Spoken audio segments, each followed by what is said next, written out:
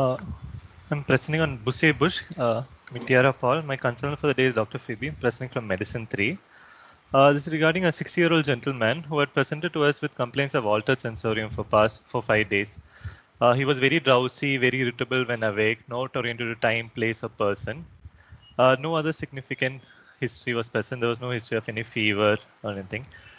Past history, 6 months ago, he had developed one episode of loss of consciousness with fall. It was an unwitnessed event, lasted for around 15 minutes with brief confusion, no history of any tongue bite, urinary incontinence, or jerky movements.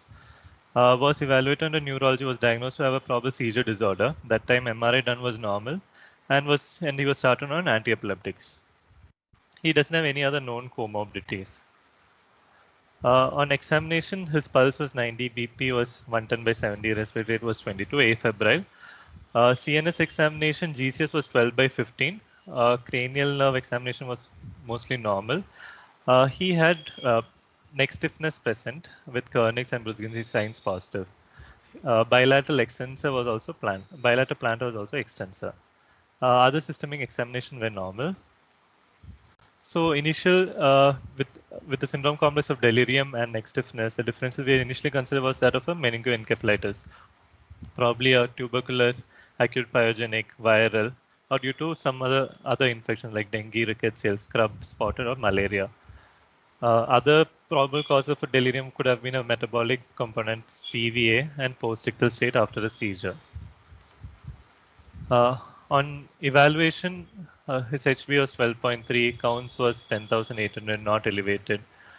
Platelets was 4,47,000. His LFTs were normal. Renal functions were also normal. His BBVS was negative. The CSF done at that time had shown 135 cells with 10% polymorphs and predominantly lymphocytes of 75%. Proteins was elevated 254. Glucose was very low 5 with a concurrent GRBS of 95. PCR for multiple viruses was awaited initially. Bacterial cultures were negative. Expert TB PCR was negative and MGIT was awaited. There was no AFP. An MRI brain was done, which had shown focal areas of acute infarct in the right lentiform nucleus and right medial frontal lobe, mild diffuse flare and sulcal hyperintensities with partially effaced and opened up sulci, patchy and confluent areas of long TR hyperintensities in bilateral frontal, temporal, and parietal regions. There were also features suggestive of an increased ICP. Initial diagnosis, we were initially thinking of a probable tuberculous meningitis, MRC grade 2. His Thwaites score was coming to -3 and Lancet consensus score was coming to -14. In view of which he was started on ATT and steroids. Within 1 day, his sensorium improved. GCS improved to 15 by 15, and he had become well. During the course of admission, on day 3 onwards, after the initial 2 days, he again had a worsening of sensorium. In view of this, we had done a repeat CSF, which showed counts of 140, predominantly lymphocytic. Proteins had increased compared to previous times, become 197, with glucose personally low, 12. This time we had sent a cryptococcal antigen, which had come positive, and culture fungus also grew cryptococcal species. The PCR for multiple viruses had come by this time and has shown EBV positive. In view of the cryptococcal antigen being positive and his BBVs being negative, we had sent a CD4 counts, which had also shown very low CD4 counts.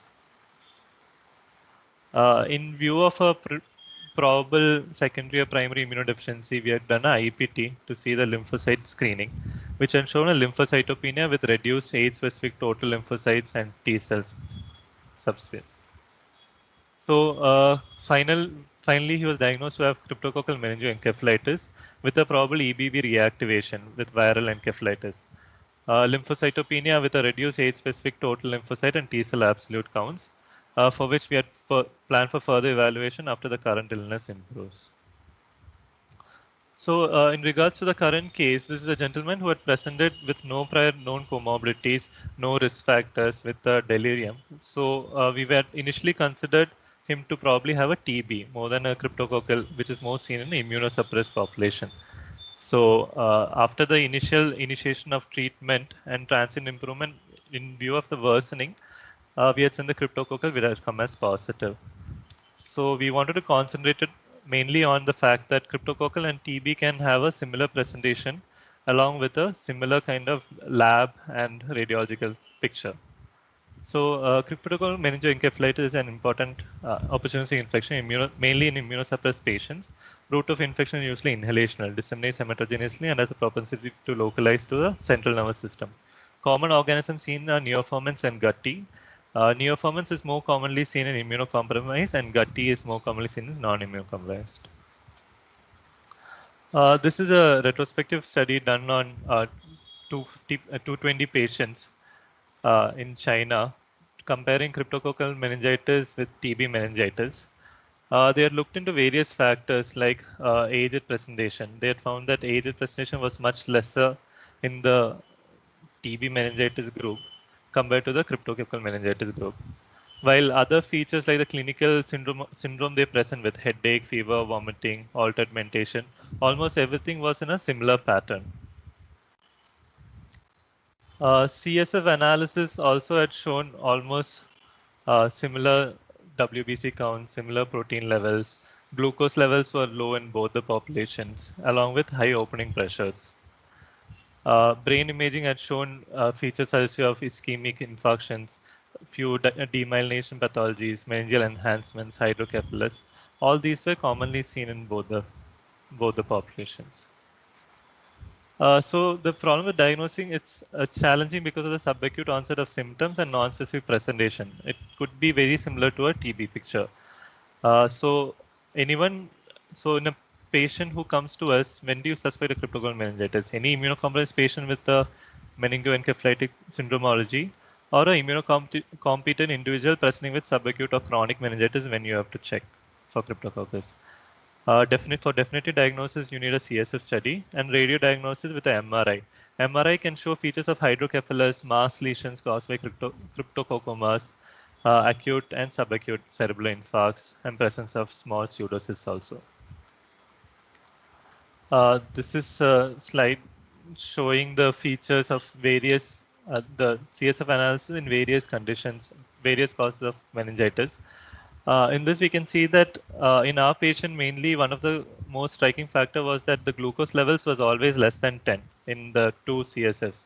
So this is usually seen in, most commonly seen in TB or fungal, more commonly seen in bacterial, but in our patient, it didn't look like bacterial. So other causes we should have considered was a TB and fungal meningitis.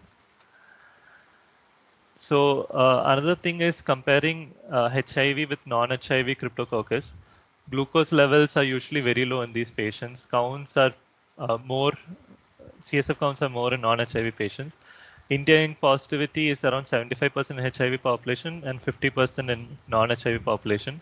Cultures are culture sensitivity is very high in both the population. Antigen sensitivity is also in the CSF is high in both the population. Antigen sensitivity in the serum is around 93 to 99% in HIV, while only 50% in non-HIV population. Typically, duration of symptoms is less than 2 weeks in HIV. It's usually an acute presentation, while in non-HIV patients, more than 2 weeks. Around 25% of the patients can have a normal CSF study also. Just briefly coming to the treatment, treatment is divided into three phases: induction, consolidation, and maintenance. Induction phase is with liposomal amphotericin and flucytosine.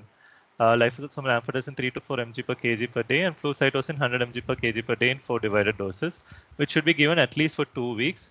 It should be given for six weeks or more, depending on the patient's neurological manifestations.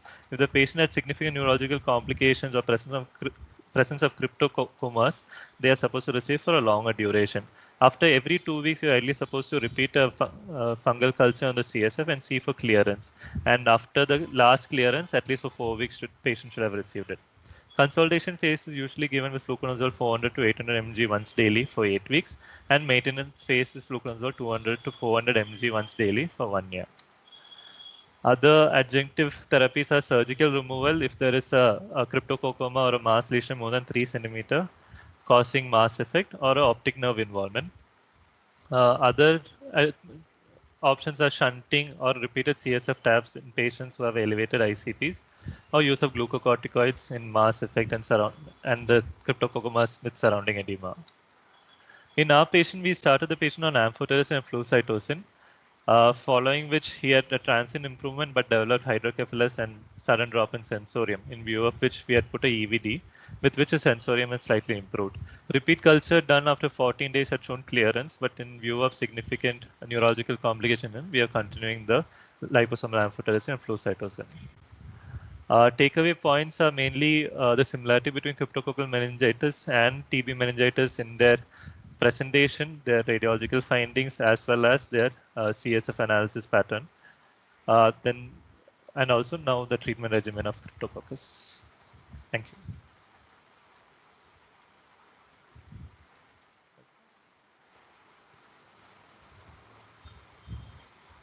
Thank you, Tiara, for that presentation.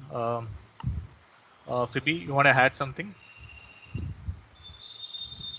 Nothing specific. Basically, we wanted to reiterate the importance of keeping a diagnosis of cryptococcal meningitis in an immunocompetent host also.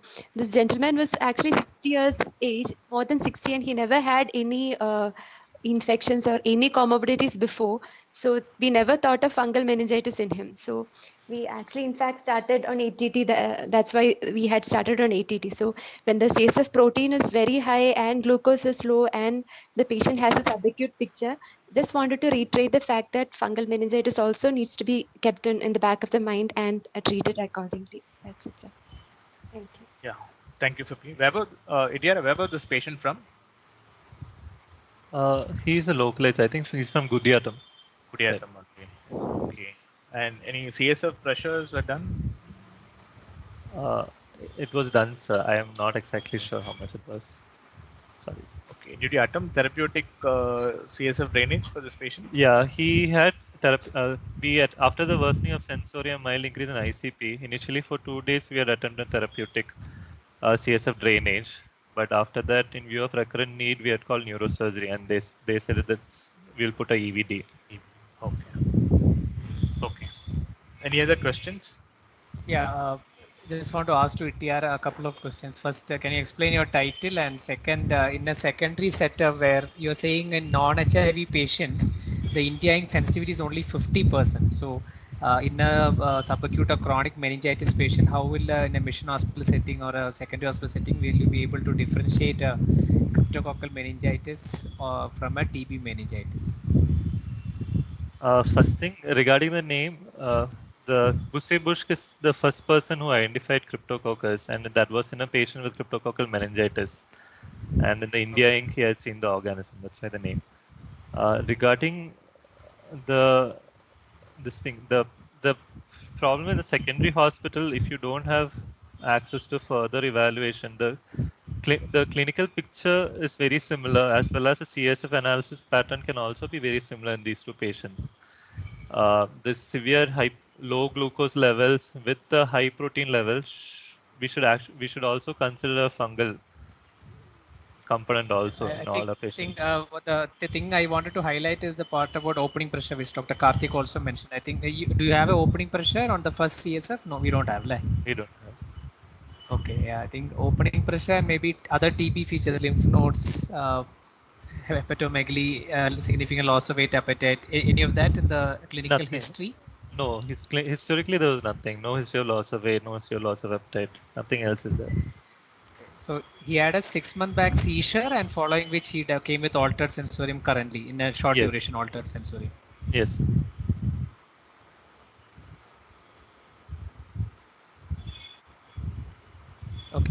Okay, Don. Sure, thank you. Okay, if there are no other questions, we'll move to the last case from Medicine 4. Will be presented by Karthika.